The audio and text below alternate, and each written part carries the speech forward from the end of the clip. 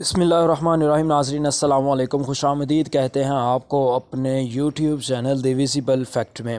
नाज़रीन, आपको मालूम है कि कुछ अर्सा कबल जो है वो एक ऑडियोज़ और वीडियोज़ आने का सिलसिला जो है वो शुरू हुआ था और पे दर पे यानी कि एक के बाद एक ऑडियोज़ जो हैं वो लीक होना शुरू हो गई थी। कभी किसी की ऑडियो आती थी, कभी किसी की ऑडियो आती थी और ये एक मिस्ट्री थी। ये एक किस्म की मतलब ये राज था कि ये कर कौन रहा है ऑडियोज़ और लीक कौन कर रहा है, इसके पीछे एजेंडा क्या है। तो अब जनाब वो चीज़ जो है वो खुल के सामने आ गई है। इस ऑडियो लीक के पीछे जो मेन करैक्टर था, जो किरदार था, वो खुल के सामने आ गया है और वो और कोई नहीं जनाब, वो हमारे one and only general retired Bajwa साहब हैं। यानी कि साबिक आर्मी चीफ जो हैं, उन्होंने ऑडियोज़ जो हैं वो रिकॉर्ड की और उनको फिर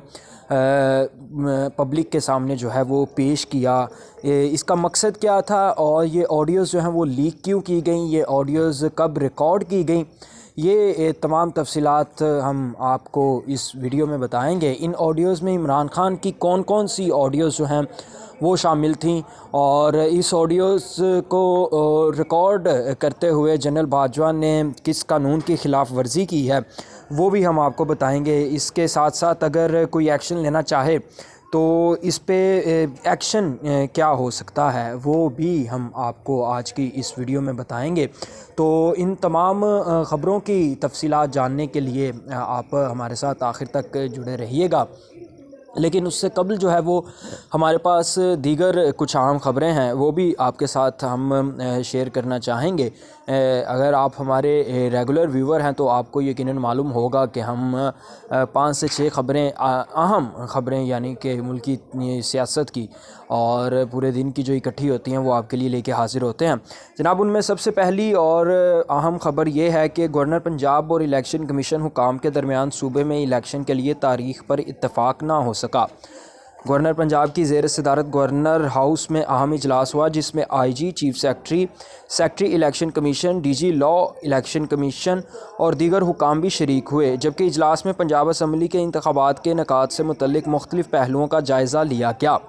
ज़राए के मुताबिक इजलास में शरीक अफराद ने अपनी आइनी और कानूनी तजावीज़ दी, जबकि इजलास के शुरका ने लाहौर हाई कोर्ट के फ़ैसले पर वजाहत तलब करने पर इत्तफ़ाक़ किया। ज़राए का कहना है कि इजलास में लाहौर हाई कोर्ट से फ़ैसले की तशरीह के लिए रुजू करने का फ़ैसला किया गया है,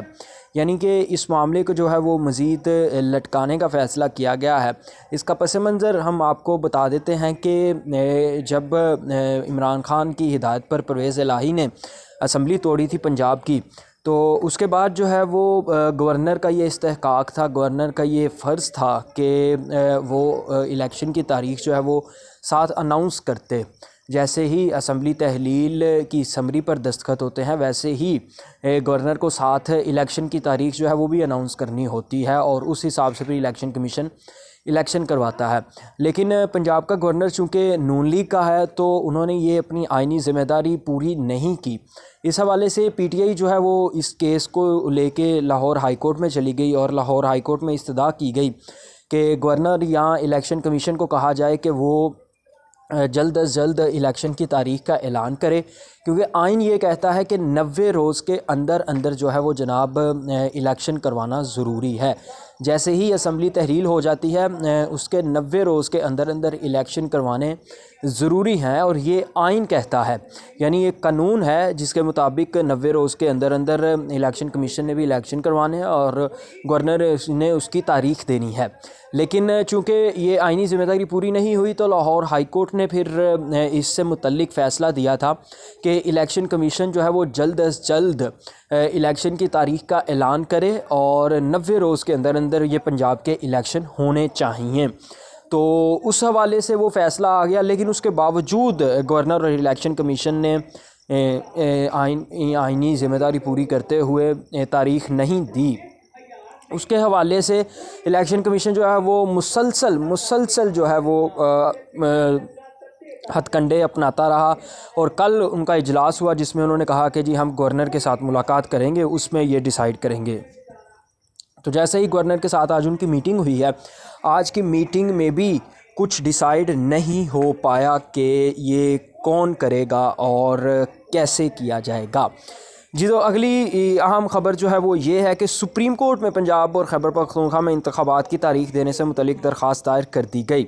سپریم کورٹ میں اسلام آباد ہائی کورٹ بار نے کیس جلد مقرر کرنے کے لیے متفرق درخواست دائر کی ہے۔ اس آئینی درخواست کو نمبر الاٹ کر دیا گیا ہے۔ درخواست میں کہا گیا ہے کہ پنجاب اور خیبر پختونخوا میں انتخابات کی درخواست کو 15 فروری کو مقرر کیا جائے۔ سپریم کورٹ سے استدعا کی گئی ہے کہ گورنر اور الیکشن کمیشن کو انتخابات کی تاریخ کے اعلان کا حکم دے۔ درخواست میں استدعا کی گئی ہے کہ سپریم کورٹ حکم دے کہ 90 دن کے اندر انتخابات کا انعقاد یقینی بنایا جائے، یعنی جتنے بھی ملک کے آئین کا تحفظ کرنے والے ادارے ہیں، چاہے وہ وکلا ہیں، عدالتیں ہیں، وہ تمام لوگ اس بات پر اتفاق کر رہے ہیں کہ پنجاب اور کے پی یعنی دونوں صوبوں کی اسمبلیاں جو ہیں وہ تحلیل کی گئی ہیں، تو دونوں میں 90 روز کے اندر اندر جو ہے وہ الیکشن ہونا چاہیے۔ تو اس حوالے سے اب چونکہ یہ آئین توڑ رہے ہیں، آئینی ذمہ داری اپنی پوری نہیں کر رہے، تو ہمارے آئین میں جو کسٹوڈین ہے، آئین کا کسٹوڈین جس کو لکھا گیا ہے وہ سپریم کورٹ ہے، یعنی آئین کا تحفظ جس ادارے نے کرنا ہے وہ سپریم کورٹ ہے۔ تو اب اس ادارے میں بھی جو ہے وہ درخواست دائر کر دی گئی ہے، یعنی کہ جو کانسٹیٹیوشن کا کسٹوڈین ہے اس ادارے کو یہ درخواست دے دی گئی ہے کہ جناب آپ نے اب یہ فیصلہ کرنا ہے اور حکم دینا ہے کہ 90 دن کے اندر اندر الیکشن ہونے چاہیے، اور اگر 90 دن کے اندر اندر الیکشن نہیں ہوتے تو اس کا ذمہ دار کون ہے، اس کے ذمہ دار کا تعین کر کے اس کو سزا بھی دینی چاہیے۔ اس کے علاوہ اس کے خلاف کارروائی بھی ہونی چاہیے، کیونکہ جب آئین کہہ رہا ہے، قانون کہہ رہا ہے، اور اسمبلیاں خان صاحب نے بنیادی طور پر توڑی بھی اسی لیے تھیں کہ جلد از جلد الیکشن ہوں اور ایک 5 سال کے لیے جو حکومت آئے اس کو نیا مینڈیٹ ملے، اور ملک میں جو ایک سیاسی بحران پیدا ہوا ہے اس کی وجہ سے معاشی بحران ہے کہ ہر چیز جو ہے وہ مہنگی ہوتی جا رہی ہے، غریب پس رہا ہے، تو اس حوالے سے جو ہے وہ مزید کارروائی آگے بڑھائی جا سکے۔ مزید آپ کو ایک اہم خبر دے دیں کہ پاکستان تحریک انصاف نے نگران پنجاب حکومت کی جانب سے D G anti corruption Sohail Zafar Chattha کی تعیناتی کو لاہور ہائی کورٹ میں چیلنج کر دیا۔ درخواست پی ٹی آئی کے سیکرٹری جنرل اسد عمر کی جانب سے دائر کی گئی۔ درخواست میں الیکشن کمیشن، چیف سیکرٹری سمیت دیگر کو فریق بنایا گیا ہے۔ درخواست میں موقف اختیار کیا گیا کہ قانون کے مطابق ڈی جی اینٹی کرپشن کی تعیناتی 3 سال کے لیے ہوتی ہے۔ ندیم سرور کو مدت ختم ہونے سے پہلے ہٹا دیا گیا۔ نگران پنجاب حکومت نے غیر قانونی طور پر سہیل ظفر چٹھا کو تعینات کر دیا گیا۔ تو یہ ڈی جی اینٹی کرپشن جو ہے، obvious بات ہے کہ ان کو ایک سیاسی مقصد کے تحت اوپر لایا گیا ہے، اور وہ سیاسی مقصد یہی ہے کہ پی ٹی آئی کے لوگوں کو دبایا جائے اور ان کے خلاف کیسز بنائے جائیں، ان کو گرفتار کیا جائے کرپشن کے کیسز میں، ان کے اوپر جھوٹے کیسز بنا کر،